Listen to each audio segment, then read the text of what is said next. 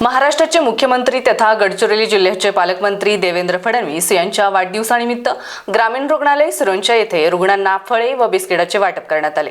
त्यानंतर क्रीडा संकुल परिसरात वृक्षारोपण करण्यात आले।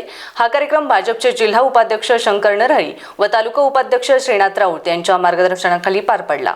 यावेळी भारतीय जनता पक्षाचे पदाधिकारी व कार्यकर्ते मोठ्या संख्येने उपस्थित होते। आपल्या महाराष्ट्र राज्याचे माननीय लाडके मुख्यमंत्री कर्तृत्वान यशस्वी मुख्यमंत्री श्री माननीय देवेंद्र भाऊ फडणवीस यांच्या वाढदिवसाच्या निमित्ताने आज सिरोंचा ग्रामीण रुग्णालयात फळ आणि बिस्किट वाटप करण्यात आले आणि याच्यानंतर आम्ही इथेच वृक्षारोपण हा कार्यक्रम पण भारतीय जनता पार्टी शाखा सिरोंचाकडून घेण्यात येणार आहे आणि आम्ही ईश्वराकडे फक्त हेच प्रार्थना करतो की कर्तृत्वान यशस्वी आणि गोरगरिबांचे शेतकऱ्यांचे कैवारी आमचे लाडके मुख्यमंत्री श्री देवेंद्रजी फडणवीस यांना दीर्घायुष्य लाभो,